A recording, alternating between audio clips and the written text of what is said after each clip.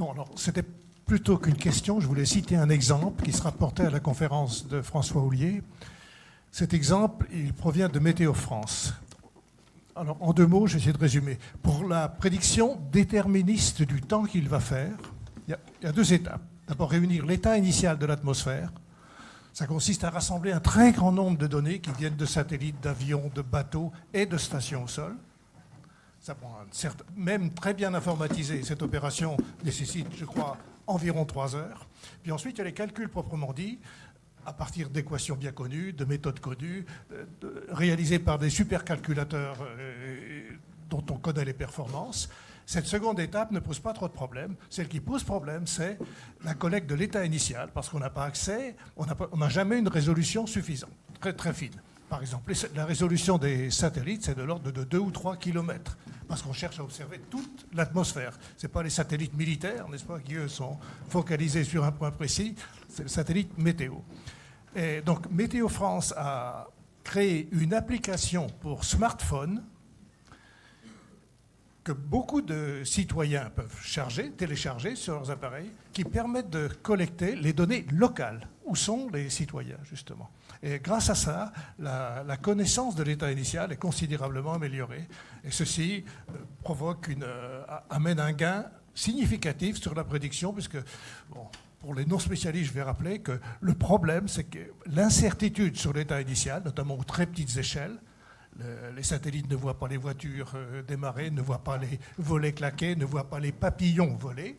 Donc cette incertitude contamine, pendant le calcul, des échelles de plus en plus grandes et contamine toute l'atmosphère, disons, en une dizaine ou une douzaine de jours. Donc en progressant sur l'état initial, vers des échelles plus petites, à l'aide de cette application sur les smartphones, Météo France a pu réaliser un progrès significatif, justement en s'appuyant sur la recherche participative. Mais ce que je voudrais aussi insister sur un point, c'est une recherche participative pilotée. C'est Météo France qui a créé cette application et qui en fait la synthèse.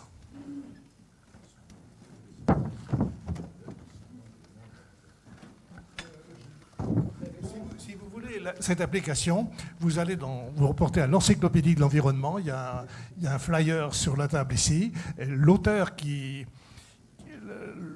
de l'article qui traite de cet aspect, c'est Michel Leroy, c'est un jeune retraité de Météo France qui a écrit un article justement sur les observations au sol, sur les moyens d'observation au sol. Commentaire?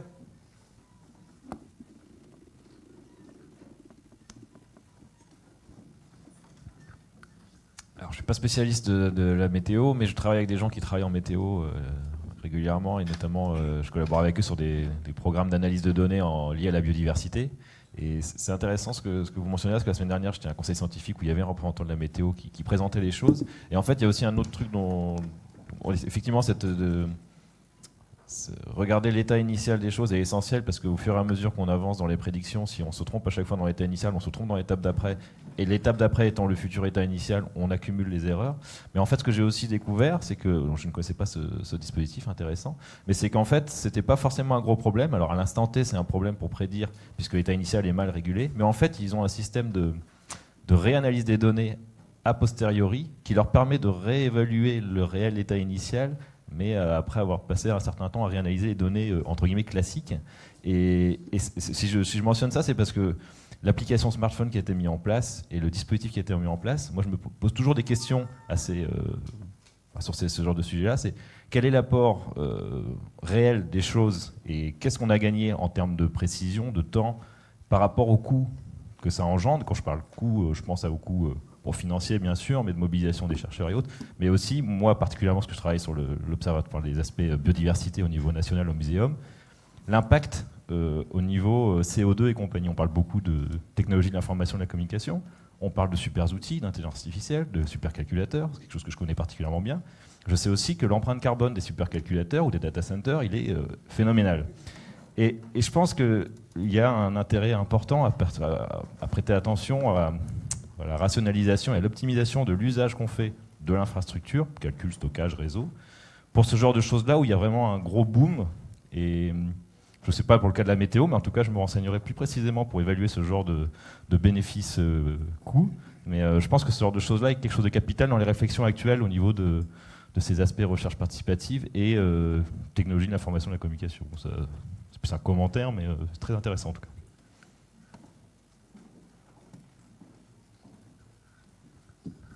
Autre commentaire?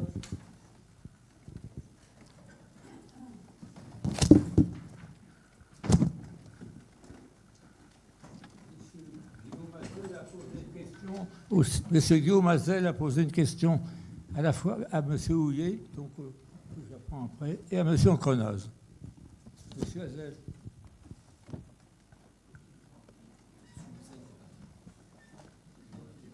Il est parti. Eh bien,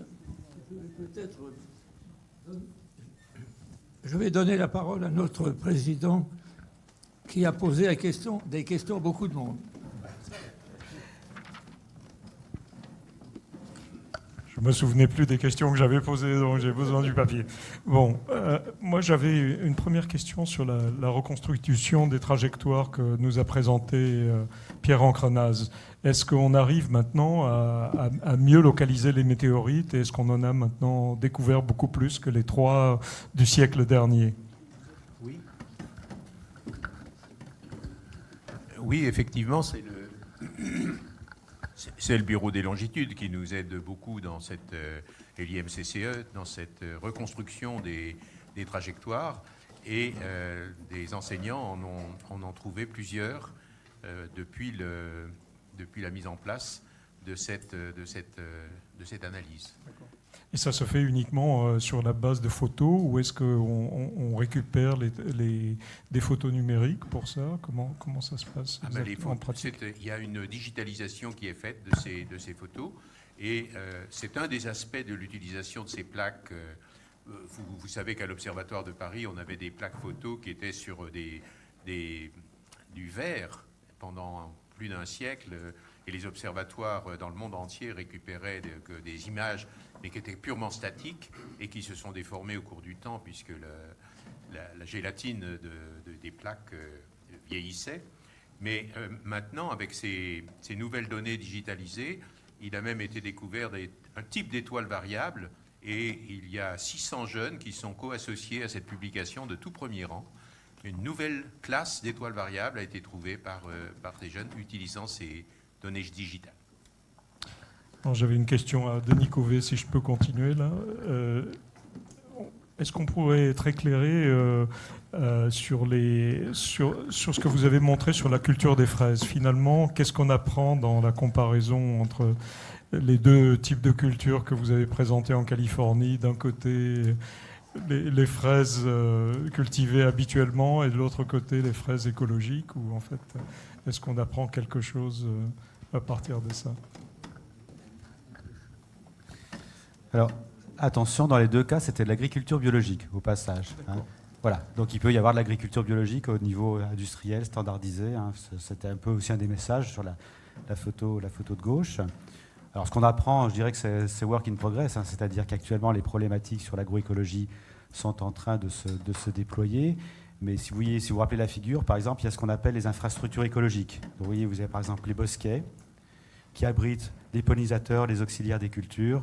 Donc les bénéfices potentiels agronomiques sont très importants. Donc maintenant, il s'agit de réaliser les potentiels, d'utiliser la diversité génétique dans les parcelles, diversité des espèces, diversité des écosystèmes aussi avec des complémentarités entre différents types d'écosystèmes, à nouveau pour héberger par exemple des auxiliaires des cultures qui peuvent remplacer les pesticides.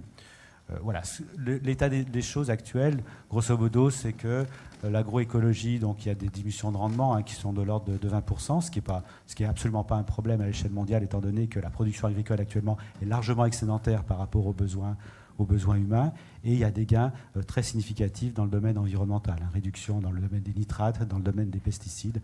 Donc effectivement, voilà. Mais il s'agit maintenant de déployer ces méthodes et aussi d'avoir un modèle économique parce que comme les agriculteurs produisent moins, donc comme ils sont rémunérés sur leur production, évidemment, ça veut dire qu'il faut qu'ils soient rémunérés aussi sur les fonctions écologiques qui restaurent ou qui maintiennent dans les paysages.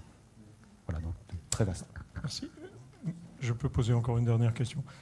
C'est à Jeff Mulligan. How does one read the nice colorful diagrams that you've shown, for example, the one which has this distribution of different things, and where is Jeff? Ici. Right here. How do you read these diagrams? What do you say about these connections, the connectivity between? Lequel? C'est le diagramme de recherche sur l'intelligence collective? Juste avant, celle où il y a les ballons, il y avait un beau diagramme, mais je n'ai pas algérien. Ce sont un peu différents. Il y avait un des recherches, c'est de tous les articles dans les journaux sur l'intelligence collective, c'était une analyse des keywords et les relations entre les subdisciplines. Et ça s'est tous expliqué dans un blog la semaine dernière. Et on a utilisé un algorithme assez simple pour analyser les relations entre les sujets.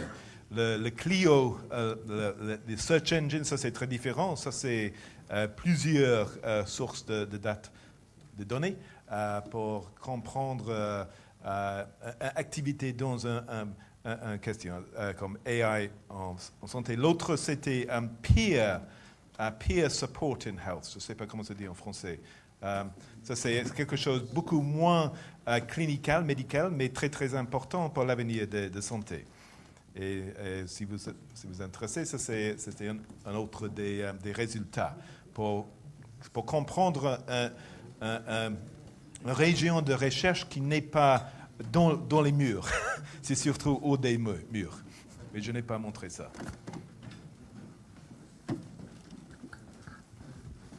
Je croyais que vous aviez d'autres questions. Non, mais je passe la parole à ça. Monsieur Saillant a aussi posé une question à Monsieur Houllier. Oui, alors c'est une question c'est une question qui s'adresse aussi à toute la communauté des intervenants. Moi, je travaille depuis plus de 30 ans en médiation des sciences, puis aussi en valorisation de la recherche. Et je me pose la question de savoir, Hubert Curien, à partir des années 80, avait lancé sa grande campagne qui a permis la mise en place de l'ensemble sur le territoire des acteurs de la culture scientifique et technique. Et puis, 40 ans plus tard, il semble en tout cas aux données dont on dispose, que à la fois on n'a pas répondu à deux grands enjeux qui étaient le premier, la crise de confiance de la société dans la recherche, et puis deuxièmement, l'érosion des carrières scientifiques chez les jeunes générations. Alors ma question, c'est de savoir si les sciences participatives, tout ce qui fait fonction de cette intelligence collective renouvelée, contribue-t-elle à faire évoluer la connaissance, mais surtout l'appropriation par les citoyens de la connaissance scientifique. En d'autres termes, est-ce que d'une science médiée, on arrive à une science appropriée? Est-ce qu'on a des éléments aujourd'hui qui nous permettent de savoir ça et d'en connaître l'impact?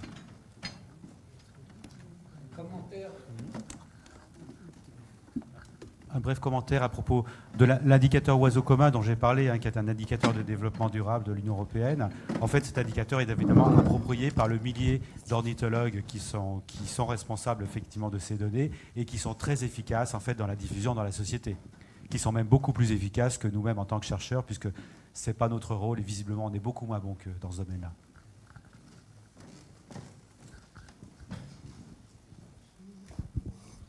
Oui, bonjour, moi, Sylvain Rotillon, moi je suis au service de la recherche du ministère de l'écologie et sur ces questions-là, justement, on travaille en termes de quel type de savoirs sont produits, est-ce que c'est des savoirs qui sont actionnables, et on travaille avec des collectifs citoyens, avec des chercheurs, sur la mise en œuvre concrète de politiques qui découlent de ces travaux. Donc là, aujourd'hui, il y a de plus en plus d'exemples qui montrent que les savoirs produits sont des savoirs plus proches du terrain, plus concrets, et qui permettent justement de mettre en œuvre plus efficacement et plus rapidement des politiques. On a des exemples autour de l'utilisation des pesticides, par exemple dans la viticulture en Alsace, où il y a un travail très intéressant qui est mené sur une meilleure compréhension du fonctionnement concret du sol, du terroir, des relations avec les acteurs, et ça permet, en co-construisant la recherche avec ces acteurs, d'avoir des solutions qui soient beaucoup plus acceptées par tous et plus très facilement mises en œuvre.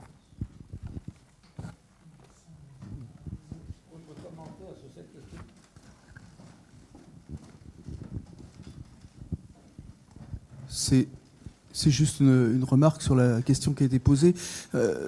Sébastien Candel a dit qu'on préparait le G7. Et bon, ceci est un des thèmes, mais un autre thème, c'est science et confiance, où il s'exprime comme ça, Sébastien. C'est science et confiance ou confiance et science. C'est-à-dire la confiance du public dans la science, ou la défiance. Je crois que votre question, c'est juste dans ce sujet-là. Et en effet, on peut se demander si l'augmentation inévitable de la participation du public à la science et pas un des moyens d'augmenter la confiance en la science au fur et à mesure que les gens la pratiquent. Mais j'ai l'impression, les autres orateurs ont peut-être une meilleure connaissance, j'ai l'impression que comme beaucoup de choses, on n'a pas de mesure là-dessus et qu'on devrait en avoir. C'est comme la remarque qui a été faite, il n'y a pas de recherche-développement sur la recherche-développement qui a été faite tout à l'heure.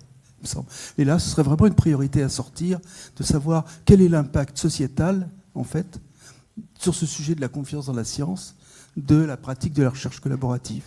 Donc c'est peut-être une idée à ajouter à notre travail. Autre commentaire. Alors nous passons j'ai deux questions pour M. Raveau. La première est de M. Donnet-Camel.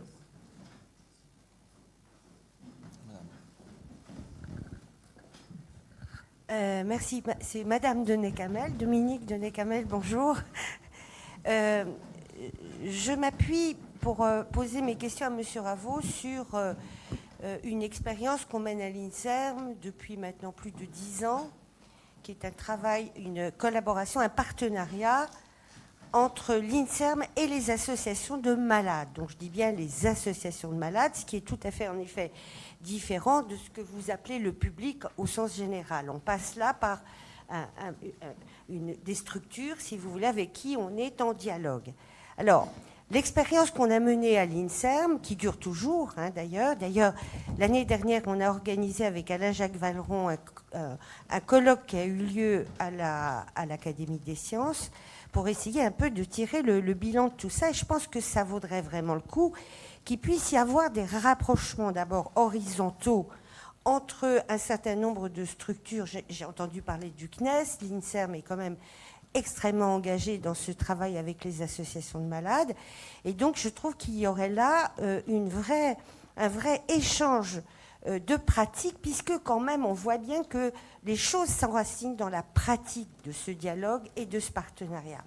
Alors, j'ai une question à M. Raveau. La première question est la suivante. C'est qu'il nous a parlé en effet de beaucoup de plateformes participatives, Patient Like Me ou d'autres initiatives. La question pour moi, c'est quand même quel est le devenir de toutes les données que les patients entrent par eux-mêmes, puisque c'est quand même ça, de leurs données de santé. Si je vous pose cette question, c'est parce que c'est véritablement le point noir pour les patients avec qui on est en contact de cette question du devenir de ces données, et qui fait que ça entraîne bien évidemment des phénomènes de grande prudence, qui est compréhensible par rapport à ça. La deuxième chose, c'est, en me fondant bien sur ce que nous a dit M. Mondolfi sur le CNES, qui était vraiment intéressant, c'est quelle est, après, dans l'émergence de d'idées neuves, puisqu'on les a appelées comme ça, de propositions de solutions, etc. Quelle est la protection aussi qui peut être apportée à l'ensemble des contributeurs pour les questions liées à l'innovation, la propriété intellectuelle, etc. Donc je pense, moi, que toutes ces questions-là sont posées à travers la recherche participative et que ce n'est pas des questions simples et que ça vaudrait vraiment le coup, en effet, que l'initiative prise aujourd'hui puisse être poursuivie. Oui, bien, mais... Commentaire.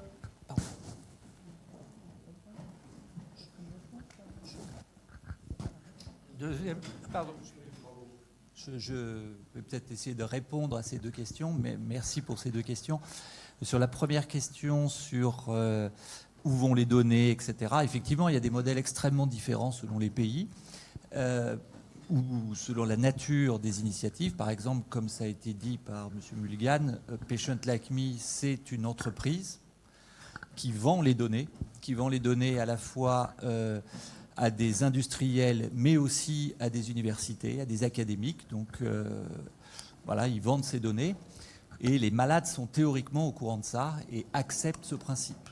Donc ils ont un service en l'échange du fonctionnement de cette plateforme et en échange de cette vente de données. Et je ne suis pas sûr, effectivement, qu'en Europe, on a envie d'aller vers des modèles de ce type. Si vous prenez au contraire le modèle de Compare, c'est exactement l'inverse. L'idée dans Compare, c'est que les malades sont impliqués dans les comités scientifiques et dans la décision de qui va utiliser ces données. Aucun financement n'intervient venant de l'industrie pharmaceutique et les données appartiennent finalement à la communauté. Donc voilà, les modèles sont extrêmement différents d'un pays à l'autre en fonction des propositions. Et puis alors, concernant votre seconde question sur la protection des idées issues des patients,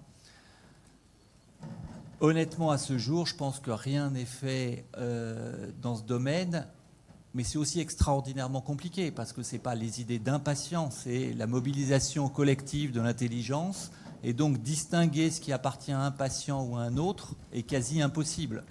Donc pour l'instant, on est plutôt parti de l'idée qu'on faisait ça pour l'intérêt collectif et non pas pour qu'il y ait un retour financier ou une protection intellectuelle pour une idée plutôt qu'une autre.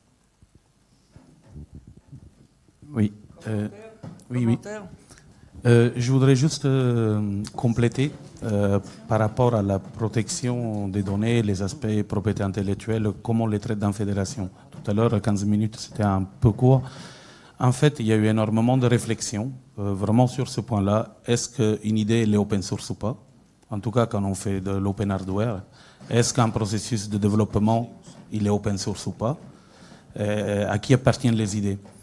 Et la question, elle est très complexe parce que quand on parle d'open source, c'est assez méconnu. L'open source, c'est publier des sources pour que quelque chose puisse être amélioré, diffusé et partagé, je ne sais plus. Amélioré, repris, modifié, partagé. En gros, on a laissé, nous, le choix à la communauté, lorsqu'ils émettent une idée, de la rendre accessible ou pas, publiquement, accessible ou pas à toute la communauté, accessible ou pas au groupe qui la développe.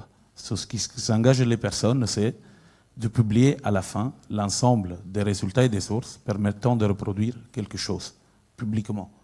Donc là-dedans, je pense que c'est très difficile créer quelque chose de base qui dise c'est tout blanc ou tout noir.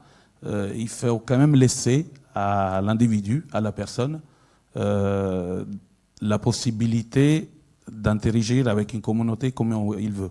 C'est vraiment le principe de la communauté et de la collaboration.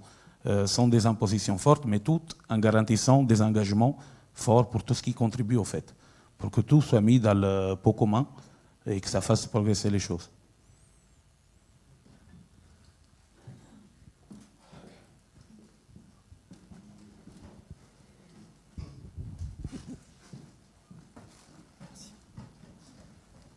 Et encore, par rapport au ministère de la Transition écologique, on a mené pendant 10 ans un programme de recherche sur la recherche participative.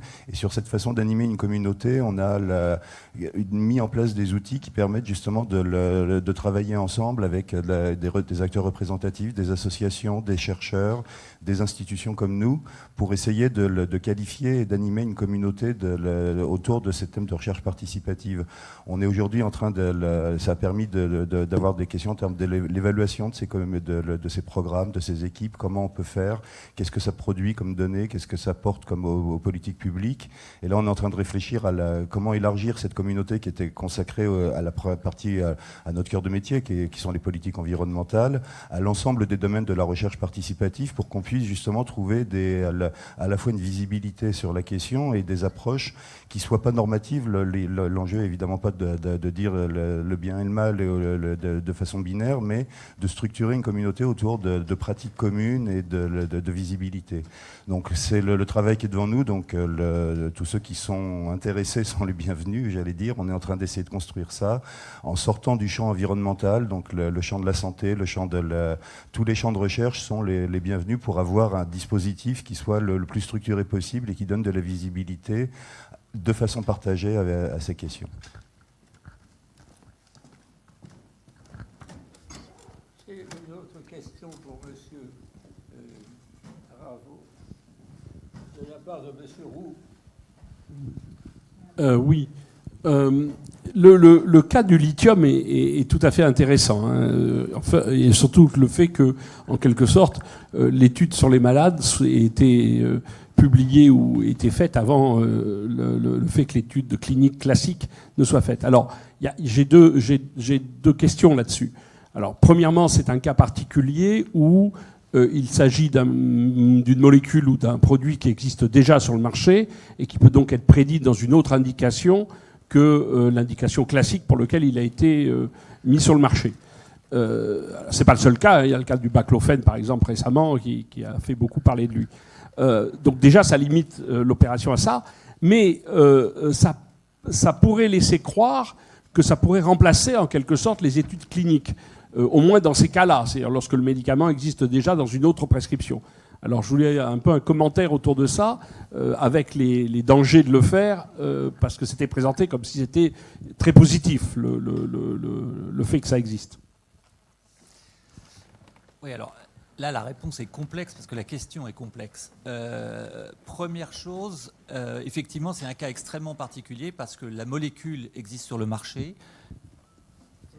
Ça marche, c'est bon. La maladie est particulièrement horrible. Et donc le risque à utiliser une molécule est très faible au vu des éventuels bénéfices. Donc c'est clairement pour ça que ça s'est passé pour Patient Like Me et le lithium.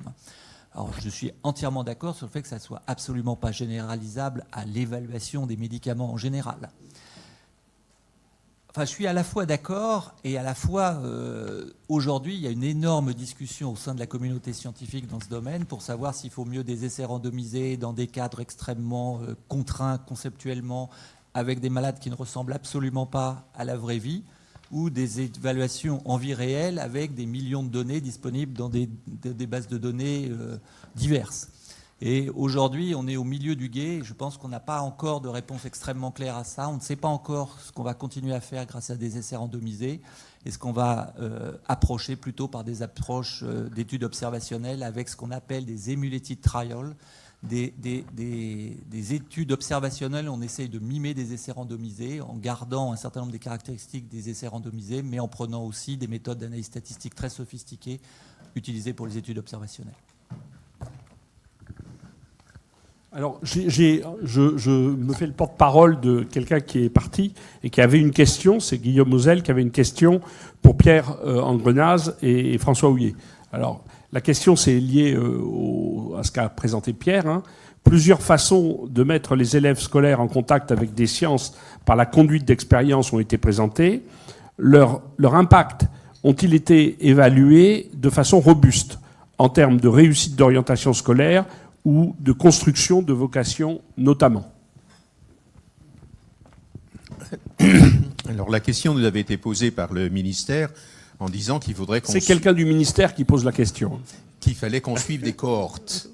Et effectivement, on n'a pas les moyens humains de suivre des cohortes. Tout ce que je peux dire, c'est que dans leur CV, quand ils se présentent aux différentes instances universitaires, au concours des grandes écoles, ils font ressortir de façon très positive l'expérience qu'ils ont pu avoir, soit par ce que j'ai présenté, ou bien des projets qu'ils ont développés dans le cadre du concours national ou concours académique C'est Génial, où ils ont développé une expérience. Mais nous n'avons pas de cohorte ferme qui a été suivie sur, tu imagines, 30 000... c'est...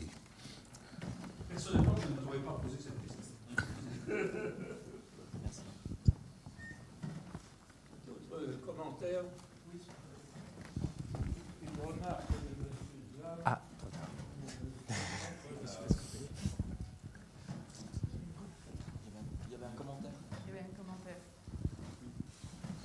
merci. Juste un commentaire. Hervé Doll, vice-président de l'Université Paris-Sud. À propos de la dernière question et de la réponse de Pierre, que je salue au passage, je trouve que la question est vraiment orientée aussi, parce que l'évaluation et de ces actions, mais aussi la suscitation, je ne sais pas si le terme existe, de vocation, est un petit, non pas dangereux, mais si on veut que la science diffuse dans la société, et que l'on fait que des actions scientifiques pour que les enfants deviennent des scientifiques, on aura un petit peu raté notre cible. On veut aussi que les enfants, enfin les scolaires, les jeunes en général, aient une culture scientifique qui diffuse dans les milieux politiques, dans les milieux de décision, dans tous les milieux.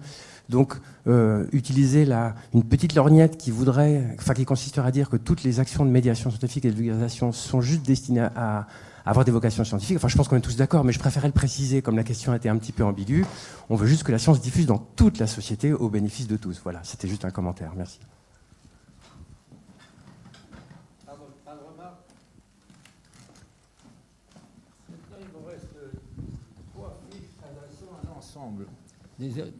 Trois fiches s'adressant à l'ensemble des orateurs.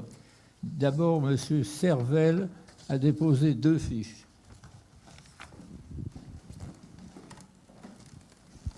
Oui, bonjour. Je reviens sur des choses qui viennent d'être abordées, et notamment sur la relation entre cette question de la science participative et la problématique plus générale de la culture scientifique, technique et industrielle. Et un des éléments de réponse vient d'être apporté par le vice-président de l'Université Paris-Sud. Moi, je me posais la question de l'articulation, justement, de ce qu'on peut faire en matière de participation à la science, de science participative par les citoyens, et plus globalement des politiques de culture scientifique, technique et industrielle à l'égard de l'ensemble de la population. Et la question a été un peu posée tout à l'heure sur la manière dont on pouvait articuler les deux, entre des communautés de personnes qui participent à l'activité de recherche en sciences participatives, et d'autre part, la manière de les mobiliser pour faire de la culture scientifique, technique et industrielle de manière plus large vis-à-vis de tous les publics. Alors, on a évoqué le public scolaire, bien entendu, c'est un public évidemment très important, mais également tous les publics. Et comment on peut articuler sur le territoire les deux politiques avec des mobilisations de communautés qui sont intéressées par les deux démarches. Merci, M. Servel. Y a-t-il des commentaires ou des réponses?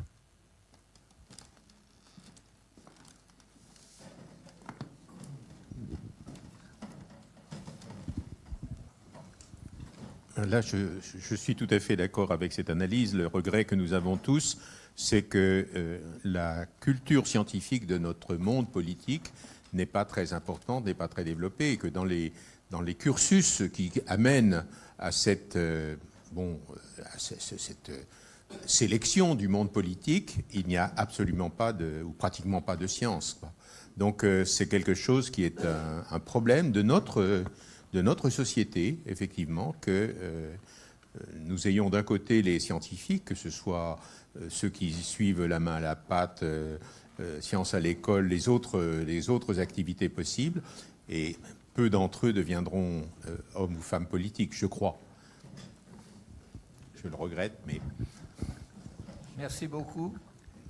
Il me reste maintenant une fiche de monsieur... Ah, pardon.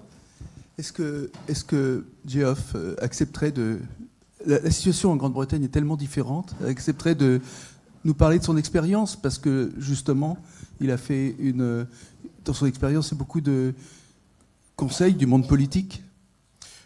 Je voulais mentionner une autre réponse à cette question de culture scientifique. Une très intéressante recherche a été faite aux États-Unis sur les 1,2 million créeurs de patents pendant les derniers 20 ans. Et nous venons de reproduire cette recherche en Royaume-Uni. Et ça montrait aux États-Unis que les inventeurs étaient surtout... ils avaient eu des parents qui travaillaient dans la science, dans la technologie, que les jeunes très intelligents, mais sans cette expérience quand ils étaient jeunes d'invention et de science, ne deviendraient pas des inventeurs, des patents. Et les économistes qui ont fait ces recherches ont recommandé un grand changement de politique science, de supporter les investissements jusqu'à subsidizing les expériences des jeunes dans la science, à l'âge de 6 ans, 8 ans, 10 ans. Et nous venons de faire une recherche en Grande-Bretagne sur ce sujet, et nous avons découvert que seulement 1,5% des élèves ont eu ces expériences, les expériences de vraie science, qui est si puissant en créer une culture de science, mais aussi la croissance économique à l'avenir. Et je pense qu'il y a un très, très important message pour les ministères de science en cette recherche. Autre commentaire?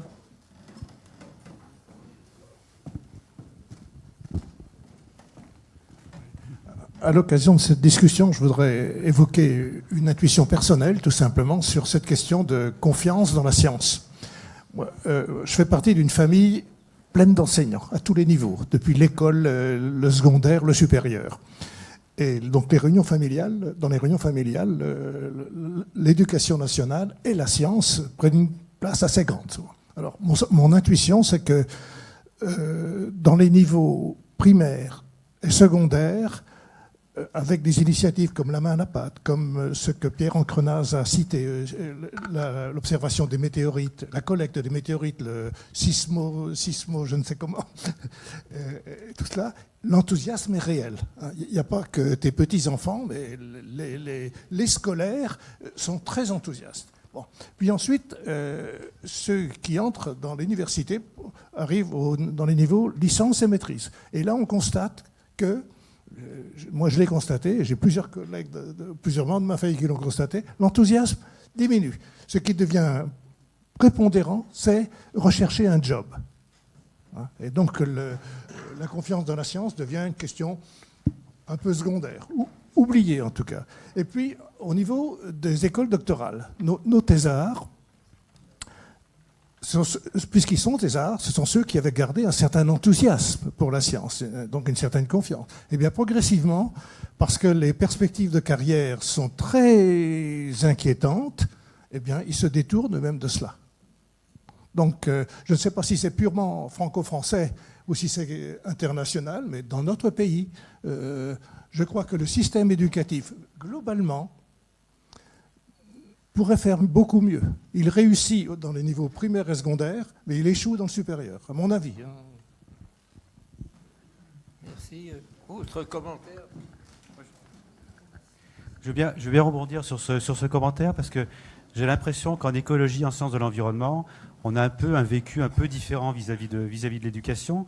Ce qui se passe, en fait, c'est que finalement, l'écologie et les sciences de l'environnement sont quasiment pas enseignées, en fait, en primaire et en collège et en lycée, ce qui est sans doute une déficience assez grave, étant donné effectivement l'importance maintenant que prennent les questions écologiques. Mais le bénéfice qu'on en a, c'est qu'en fait, nous, par contre, en licence et en master, on a un très grand enthousiasme de la part des étudiants qui sont dans les cursus en sciences de l'environnement. Parce qu'ils découvrent en fait des choses dont ils n'avaient pas conscience et qui sont essentielles pour eux. Voilà, donc ça doit dépendre en fait des champs disciplinaires. Et c'est peut-être intéressant de réfléchir justement à l'articulation entre les différents champs disciplinaires.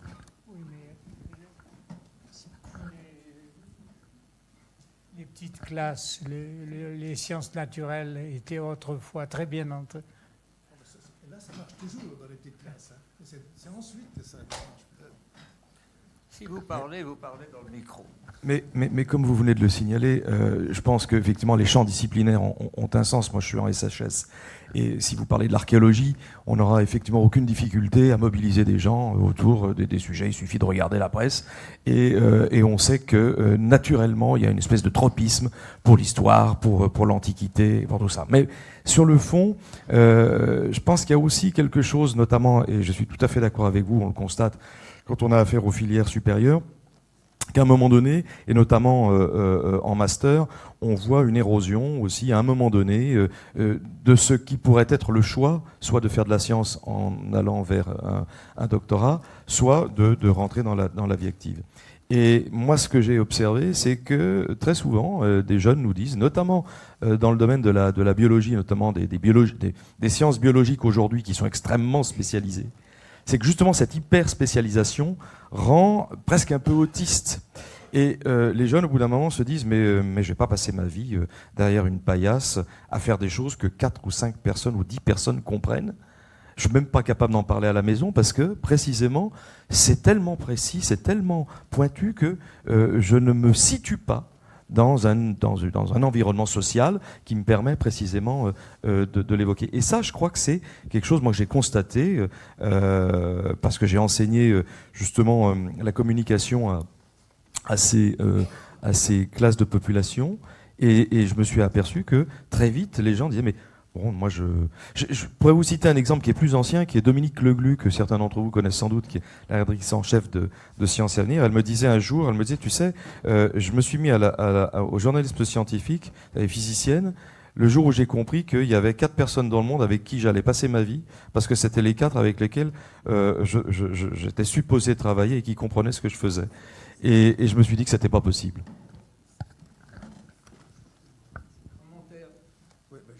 Oui. Au-delà des commentaires personnels, effectivement, en tant que VP d'une grande université, moi j'ai une vision un petit peu différente. C'est qu'il n'y a pas d'érosion dans l'enthousiasme des étudiants et à nous aussi de nous remettre en question, et notamment en L1, première année d'université, pour susciter l'enthousiasme. Alors il se trouve que je suis astrophysicien, donc nous, et puis c'est le cas dans d'autres universités, les options d'astrophysique ou des thèmes un peu transverses, font le plein. On est obligé de refuser les étudiants en L1, quel que soit leur niveau, etc. Donc il y a un enthousiasme démesuré. Par ailleurs, au niveau du supérieur, donc au-delà du 2e et 3e cycle, donc master et doctorat, je partage tout à fait l'avis de mon collègue en disant qu'effectivement la pratique scientifique se restreint à une communauté relativement petite, mais c'est là qu'intervient aussi les formations doctorales, notamment la médiation scientifique. On est très sensible à cet aspect-là, en tout cas à Paris-Sud et Paris-Saclay, où des études ont montré de sciences humaines et sociales que les doctorants qui s'impliquent dans la médiation scientifique, la vulgarisation, reviennent rebooster dans leur laboratoire parce que justement ils ont eu ce contact avec la société, leur travail fait du sens pour eux et pour les gens à qui ils le présentent. Alors ça demande un petit peu de travail, hein. Ça s'improvise pas d'aller dans une école ou dans un bar des sciences quand on fait de la physique théorique ou que sais-je, enfin tous les domaines, mais tout ça se travaille et c'est notre responsabilité, nous les universitaires, en tout cas c'est comme ça que je la conçois, d'accompagner tous nos étudiants à la fois d'être l'excellence dont notre pays peut s'honorer, d'une part, scientifique, et d'autre part, de les ouvrir sur la société. De toute façon, les chiffres parlent d'eux-mêmes. Il y a moins d'un quart des docteurs, des jeunes docteurs, qui trouveront un job dans la science publique, la science académique. Donc, par construction, nos doctorats doivent être ouverts vers la société, et c'est un travail collectif. Alors, est-ce qu'on le fait bien ? J'espère, mais on le fait probablement pas encore assez, mais on y travaille. Voilà. Can I have a question? So this is a question for Geoff Mulgan. Geoff, you had a slide at the end which raised the question to me. It was on future science. So you had 4 points: engage with public, experimental, data-driven, embedded in collective intelligence. I would like to ask, where is curiosity-driven research in all that? I agree. But so I take for granted a significant proportion of investment in science should be non-instrumental, not clear where it is going, speculative, open, pure discovery, driven by curiosity. And it would be appalling if that was under threat. So I was just describing the additional elements which are missing now. Thank you.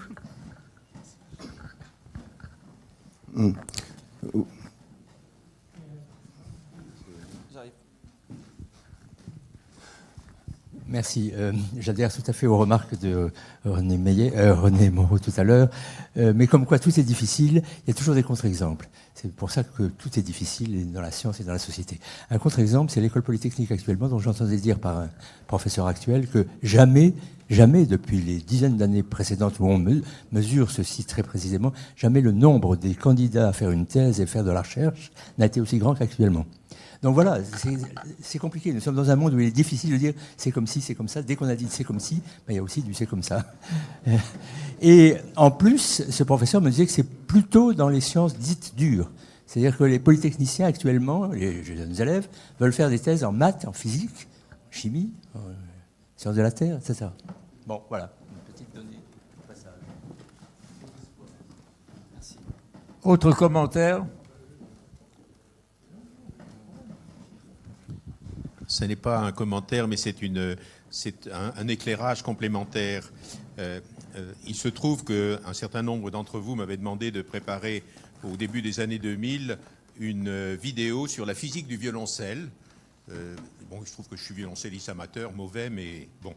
Il n'empêche, il m'a été donné l'occasion de faire des conférences à l'école polytechnique, à l'école normale, dans différentes universités, et YouTube a repris cette conférence de 55 minutes. 230 000 downloads en 16 ans.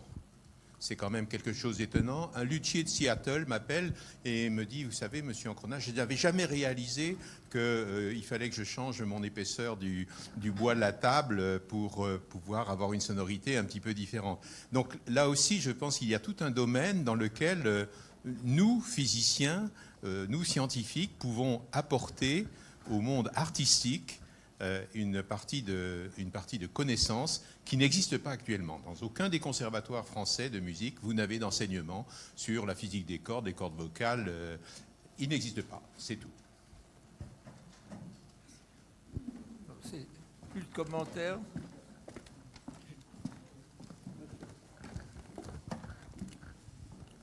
Jean-Claude Kaniki. On a parlé des doutes qu'avait le grand public par rapport à l'évolution de la science. Et bon, mais moi, je ne suis pas tout à fait d'accord, parce que si vous prenez l'intelligence artificielle, il y a aussi des scientifiques qui se sont prononcés contre l'intelligence artificielle. Alors moi qui ai connu la conquête spatiale, l'arrivée des premiers PC, je peux vous dire que cette intelligence artificielle, par exemple, pour le véhicule autonome, ça va être un bouleversement complet. J'ai assisté à des conférences industrielles chez Enova récemment. On montrait le problème d'arriver en 1 milliseconde dans une voiture à détecter tous les obstacles, ceux qui bougent, calculer, etc., qui fait qu'on est obligé, les puissances de calcul qu'on obtient aujourd'hui ne sont pas suffisantes. Donc il y a un fabricant de microprocesseurs français qui a expliqué ce qu'ils étaient en train de faire. Ils fabriquent des microprocesseurs. Alors maintenant, c'est à 60 cœurs ou à 120 cœurs qui vont consommer de l'ordre de 25 watts et qu'on va mettre dans une voiture au prix des accessoires de voiture. Donc ça va faire une explosion dans le développement, ne serait-ce que des calculs informatiques. Et j'ai vu qu'il y avait des prises de position vis-à-vis de tous ces centres de calcul qui consommaient beaucoup d'énergie, rejetaient du CO2. Donc, ça me paraît, je ne comprends pas très bien pourquoi des scientifiques seraient contre l'intelligence artificielle, même de très grands.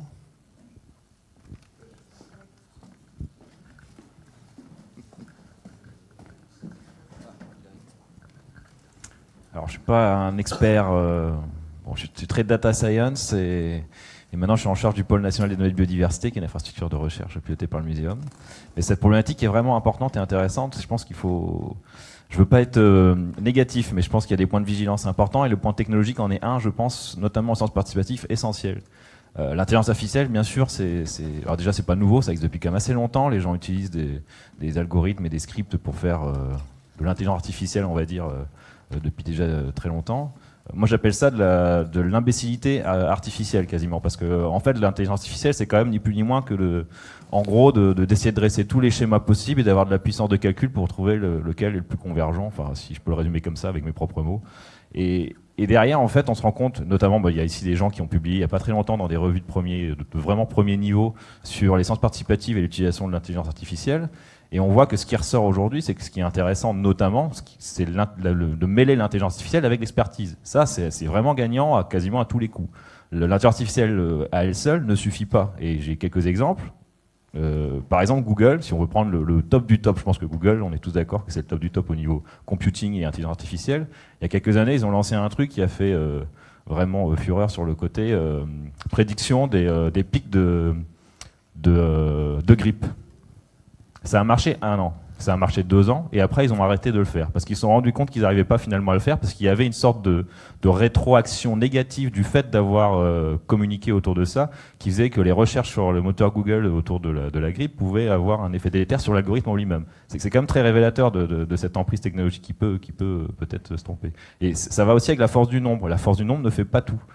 C'est pas parce qu'on a beaucoup de gens qui rassemblent des données qu'on peut avoir quelque chose qui est probant et scientifique. Et même sur des exemples qui ont été cités ce matin, je pense notamment à Zoniverse, il y a quand même des articles assez précis qui montrent que derrière le nombre qu'on affiche et derrière les projets qui sont, en fait, le nombre réel d'utilisateurs qui contribuent concrètement à des avancées dans ces projets-là sont régulièrement assez restreints, en fait. Et ça pose des problématiques autres.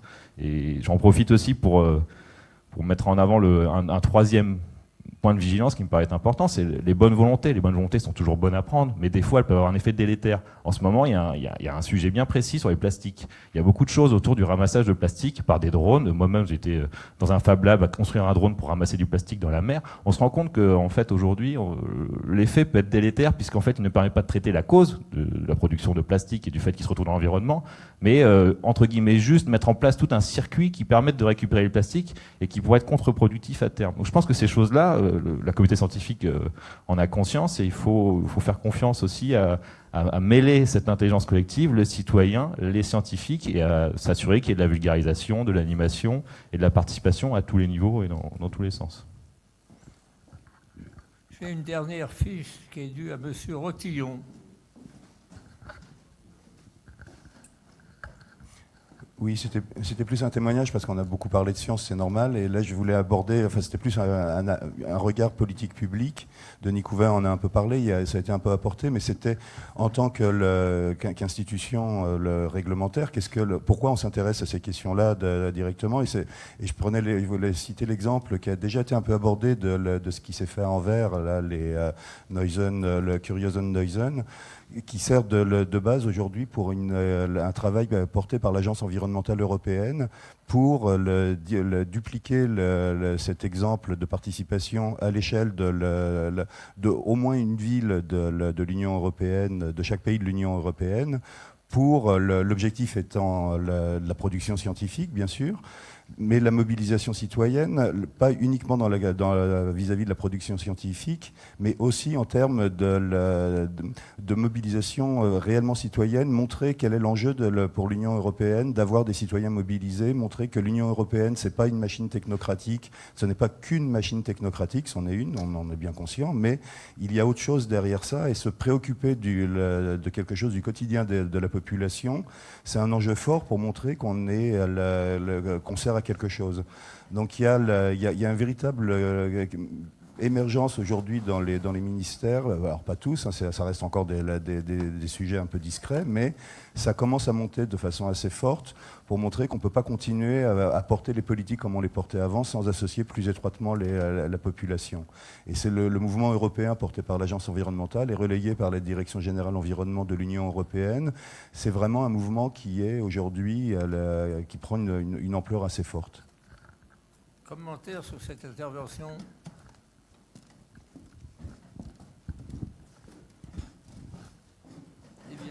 Il ne me reste plus qu'à remercier en votre nom tous les orateurs de ce matin qui nous ont présenté chacun des exposés passionnants et aussi à féliciter la salle pour l'intérêt de la discussion. La séance est levée.